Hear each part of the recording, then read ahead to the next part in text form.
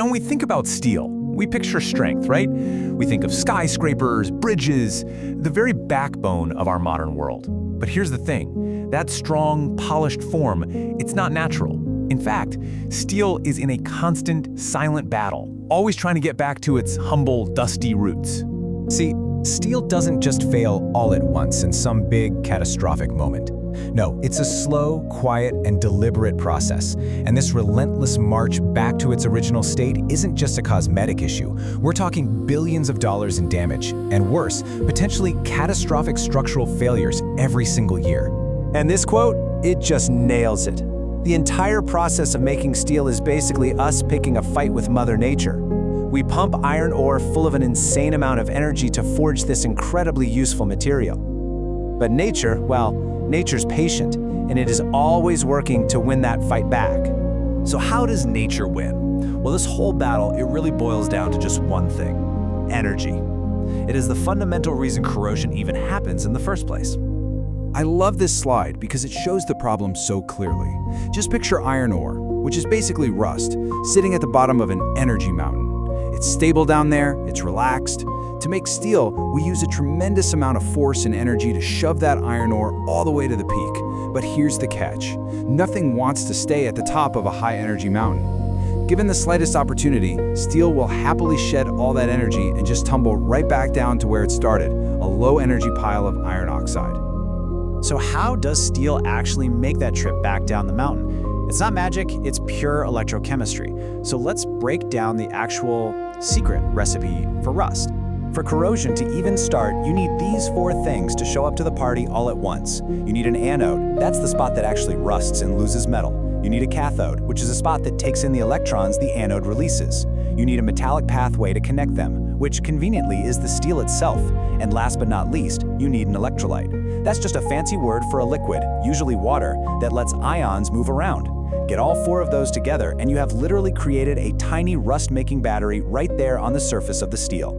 So that simple formula you see is really powered by that tiny battery. The second that moisture shows up and acts as the electrolyte, a tiny part of the steel becomes the anode and it just starts to dissolve, releasing electrons and forming ions. And that's the very first step in the chain reaction that turns strong, solid steel into that flaky, weak stuff we call rust. Okay, but if the formula is that simple, why is it that a car in a dry desert can last for decades, while the same car on the coast rusts away in just a few years? Well, it's because certain environments basically slam their foot on the accelerator of this chemical reaction. So let's run through the usual suspects. Higher temperatures, that just gives the reaction more energy to work with. More humidity, what the pros call time of wetness, just means the steel stays damp longer, giving that electrolyte more time to do its dirty work. But the real villains here are the chemicals. Chlorides, from sea salt, and industrial pollutants like sulfur dioxide, they supercharge that electrolyte, making it way more conductive. They turn corrosion from a slow crawl into an absolute sprint. And we're not talking about a small difference here. Steel in a polluted coastal area can corrode up to 20 times faster than the exact same piece of steel in a clean, dry, rural place. That is the difference between decades of service and a rapid, expensive failure, all because of the air and water around it. But believe it or not, moisture and pollution aren't even the most insidious threats out there. The biggest dangers are often the ones you can't even see. So, what do you think? What is the single most dangerous threat to a brand new piece of steel that's about to be protected with a fancy coating? It's not what happens after you paint the steel. The real killer is the contamination that was left on the surface before that first coat of paint ever even went on. Let me introduce you to soluble salts. These are microscopic chemical particles, chlorides, sulfates, and they're practically invisible. If you paint over them, they just sit there trapped underneath, acting like tiny little moisture magnets. Through a process called osmosis, they actively pull water molecules right through the membrane of the paint film. This creates pressure, which forms blisters, and kicks off a corrosion cell from underneath a coating that looks perfectly fine on the surface. And then there's this character, mill scale. It's that bluish-black layer you see on new, hot-rolled steel. It feels tough, so a lot of people make the mistake of thinking it's a protective layer. It is not. In fact, it's the exact opposite. It acts as a giant cathode. The moment you get one tiny crack or chip in that scale, the small patch of steel you've just exposed underneath becomes a super active anode. Now you've got a huge cathode and a tiny little anode. That's a recipe for incredibly fast, focused corrosion that will literally burrow a hole into the steel. Okay, so steel is in a constant war with nature. It's getting attacked by enemies we can see, and even worse, by enemies we can't. So how in the world do we give it a fighting chance?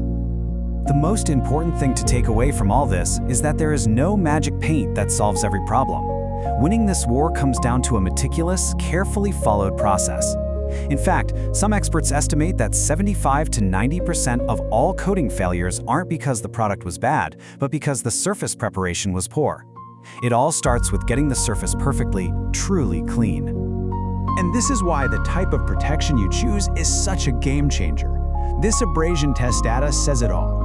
If we say a standard epoxy primer has a performance rating of 1, a galvanized coating is over 400 times more resistant to damage. That's because its protective layers are literally harder than the steel they're protecting.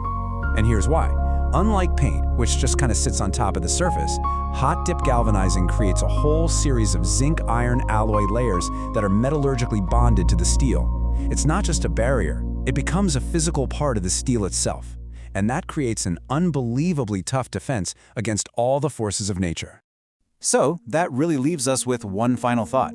We've seen that steel is fighting this constant, silent war against its own nature. It just wants to go back to being dust. We've looked at the chemical formula, the things that speed it up, and the invisible enemies hiding in plain sight. So in the end, in this slow-motion war, is it possible our greatest weapon isn't some fancy new coating, but simply a deeper understanding of the enemy and an obsessive, absolute focus on preparation?